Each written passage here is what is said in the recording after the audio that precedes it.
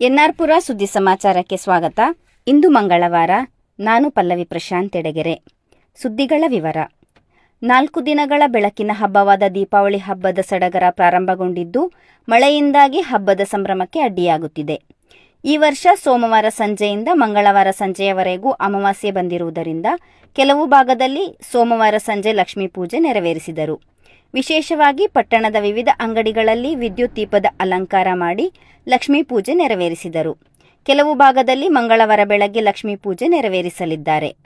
ಬುಧವಾರ ಗೋವಿನ ಪೂಜೆ ನಡೆಯಲಿದ್ದು, ಈಗಾಗಲೇ ಗ್ರಾಮೀಣ ಭಾಗದಲ್ಲಿ ಗೋವಿನ ಪೂಜೆಗೆ ಸಿದ್ಧತೆ ನಡೆಸಿದ್ದಾರೆ. ನರಸಿಂಹರಾಜಪುರ ಪಟ್ಟಣದ ಕುವೆಂಪು ಕ್ರೀಡಾಂಗಣದಲ್ಲಿ 5 ಪಟಾಕಿ ಅಂಗಡಿಗಳನ್ನು ತೆರೆಯಲಾಗಿದೆ. ಆದರೆ ಸಂಜೆಯಾಗುತ್ತಿದ್ದಂತೆ ಗುಡುಗು ಸಹಿತ ಮಳೆ ಸುರಿಯುತ್ತಿದೆ. ಇದರಿಂದಾಗಿ ಪಟಾಕಿ ಅಂಗಡಿಗಳಲ್ಲಿ ವ್ಯಾಪಾರ ಕಡಿಮೆಯಾಗಿದೆ. ಪಟಾಕಿ ವ್ಯಾಪಾರಿಗಳು ಶಿವಮೊಗ್ಗ, ದಾವಣಗೆರೆ, ಶಿವಕಾಶಿಯಿಂದ ಲಕ್ಷಾಂತರ ರೂಪಾಯಿ ಖರ್ಚು ಮಾಡಿ ಪಟಾಕಿಗಳನ್ನು ತರಿಸಿದ್ದಾರೆ. ಆದರೆ ಮಳೆಯಿಂದಾಗಿ ವ್ಯಾಪಾರ ಕುಸಿದರೆ ಲಕ್ಷಾಂತರ ರೂಪಾಯಿ ನಷ್ಟವಾಗಲಿದೆ. ಪಟಾಕಿ ವ್ಯಾಪಾರಿಗಳಾದ ಇಂದಿರಾನಗರ ರಘು ಎನ್ಆರ್ಪುರ ಸುದ್ದಿ ಸಮಾಚಾರದೊಂದಿಗೆ ಮಾತನಾಡಿ, ಈ ವರ್ಷ ಪಟಾಕಿ ಧಾರಣೆ ಏರಿಕೆಯಾಗಿಲ್ಲ. ಆದರೆ ಮಳೆ ಮೋಡದ ವಾತಾವರಣ ಇರುವುದರಿಂದ ಜನರು ವ್ಯಾಪಾರಕ್ಕೆ ಬರುತ್ತಿಲ್ಲ. ಆದ್ದರಿಂದ ಕಡಿಮೆ ದರದಲ್ಲಿ ಪಟಾಕಿ ಮಾರುತ್ತಿದ್ದೇವೆ. ಇನ್ನೂ 3 ದಿನ ಪಟಾಕಿ ವ್ಯಾಪಾರ ಮಾಡುತ್ತೇವೆ ಎಂದರು. ಈ ಸಲ ಮಳೆ ಬಂದು ತುಂಬಾ ಅನಾಹುತ ಆಗಿದೆ. ಕೆಳಗೆಲ್ಲ ನೀರು ನುಗ್ಗಿ ನೆನ್ನೆ ರೈಟ್ ಎಲ್ಲ ಸಿಕ್ಕಾಬಿಟ್ಟೆ.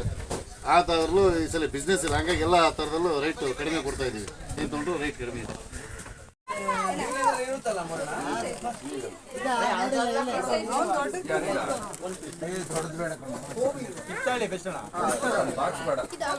ದಸರಾ ರಜೆ ಮುಕ್ತಾಯವಾಗಿದ್ದು, ಅಕ್ಟೋಬರ್ 21ರ ಮಂಗಳವಾರ ಅಂದರೆ ಇಂದಿನಿಂದ ಎಲ್ಲಾ ಶಾಲೆಗಳು ಪುನರ್ ಆರಂಭವಾಗಲಿದೆ ಎಂದು ಕ್ಷೇತ್ರ ಶಿಕ್ಷಣಾಧಿಕಾರಿ ರಮೇಶ್ ನಾಯಕ್ ಮಾಹಿತಿ ನೀಡಿದ್ದಾರೆ.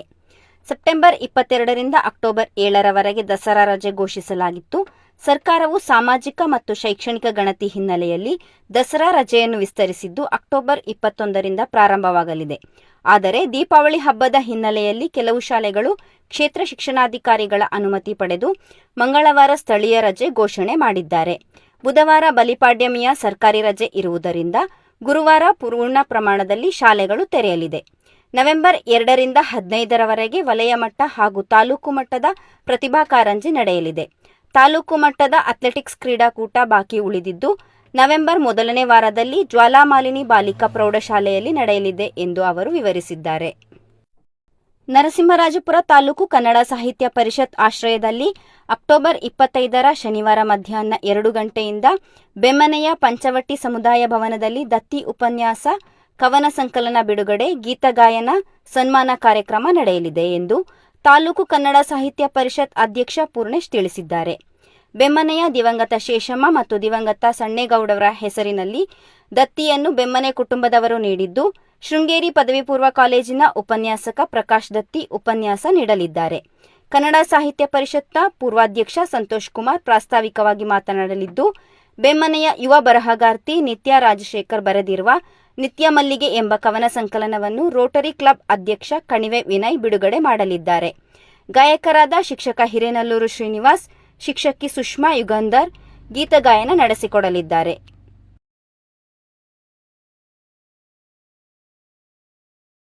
ಕಳೆದ 3 ದಿನದಿಂದ ಮತ್ತೆ ಮಳೆ ಪ್ರಾರಂಭವಾಗಿದ್ದು, ಅಡಿಕೆ ಕೊಯ್ಲು ಮಾಡಲು ರೈತರಿಗೆ ತೀವ್ರ ತೊಂದರೆ ಉಂಟಾಗಿದೆ. ಶನಿವಾರ ಹಾಗೂ ಭಾನುವಾರ ರಾತ್ರಿಯಿಡೀ ಗುಡುಗು ಸಿಡಿಲು ಸಹಿತ ಭಾರೀ ಮಳೆ ಸುರಿದಿದೆ. ಹಗಲು ಹೊತ್ತಿನಲ್ಲಿ ಬಿಸಿಲು ಹಾಗೂ ಮೋಡದ ವಾತಾವರಣ ಇದ್ದರೂ ಬೇಯಿಸಿದ ಅಡಿಕೆ ಒಣಗದೆ ಅಡಿಕೆ ಬೆಳೆಗಾರರು ಸಂಕಷ್ಟ ಅನುಭವಿಸುತ್ತಿದ್ದಾರೆ. ಸೋಮವಾರ ಹಗಲು ಹೊತ್ತಿನಲ್ಲಿ ಮೋಡದ ವಾತಾವರಣ ಮುಂದುವರೆಯಿತು. ರಾತ್ರಿ ಸಣ್ಣ ಮಳೆ ಬಂದಿದೆ. ಈ ವರ್ಷ ಅತಿಯಾದ ಮಳೆಯಿಂದಾಗಿ ಹಲವು ಅಡಿಕೆ ತೋಟಗಳಲ್ಲಿ ಕೊಳೆ ರೋಗ, ಎಲೆಚುಕ್ಕೆ ರೋಗ ಕಾಣಿಸಿಕೊಂಡಿದೆ. ಏಪ್ರಿಲ್ ತಿಂಗಳಲ್ಲಿ ಪ್ರಾರಂಭವಾದ ಮುಂಗಾರು ಮಳೆ ಅಕ್ಟೋಬರ್ ತಿಂಗಳವರೆಗೂ ಮುಂದುವರೆದಿರುವುದು ರೈತರ ಆತಂಕ ಹೆಚ್ಚಿಸಿದೆ. ಮಳೆಗಾಲದಲ್ಲಿ ಭಾರೀ ಗಾಳಿಯಿಂದಾಗಿ ಅಡಿಕೆ ಮರಗಳು ಒಂದಕ್ಕೊಂದು ಡಿಕ್ಕಿಯಾಗಿ ಎಳೆ ಅಡಿಕೆ ಕಾಯಿಗಳು ಬಿದ್ದು ಹೋಗಿವೆ. ಇದರ ಜೊತೆಗೆ ಮಂಗಗಳ ಕಾಟ ಜಾಸ್ತಿಯಾಗಿದ್ದು, ಜುಲೈ ಆಗಸ್ಟ್ ತಿಂಗಳಲ್ಲಿ ಎಳೆ ಅಡಿಕೆ ಕಾಯಿ ಕಚ್ಚಿ ಹಾಳು ಮಾಡಿದೆ. ಅಕ್ಟೋಬರ್ ತಿಂಗಳಲ್ಲಿ ಅಡಿಕೆ ತೋಟಗಳ ಹಣ್ಣಾದ ಅಡಿಕೆ ಕೊನೆಗಳ ಮೇಲೆ ದಾಳಿ ಮಾಡಿ ಹಣ್ಣಾದ ಅಡಿಕೆ ಕಾಯಿಯನ್ನು ಕಚ್ಚಿ ಕೆಳಗೆ ಹಾಕುತ್ತಿವೆ. ಈ ವರ್ಷ ಅಕ್ಟೋಬರ್ ತಿಂಗಳಲ್ಲೇ ಅಡಿಕೆಗೆ ಉತ್ತಮ ಧಾರಣೆ ಬಂದಿದ್ದರೂ ಅಡಿಕೆ ಕೊಯ್ಲು ಮಾಡಲು ಮಳೆ ಅಡ್ಡಿಯಾಗುತ್ತಿರುವುದು ಮಲೆನಾಡು ಭಾಗದ ಅಡಿಕೆ ಬೆಳೆಗಾರರು ದೇವರು ವರ ಕೊಟ್ಟರೂ ಪೂಜಾರಿ ನೀಡಲಿಲ್ಲ ಎಂಬ ಸ್ಥಿತಿ ಬಂದಿದೆ ಎನ್ನುತ್ತಾರೆ. ತಾಲೂಕಿನ ಸುದ್ದಿ ಸಮಾಚಾರಗಳಿಗಾಗಿ ಸದಾ ಕೇಳ್ತಾ ಇರಿ NR ಪುರ ಸುದ್ದಿ ಸಮಾಚಾರ. ವಂದನೆಗಳು.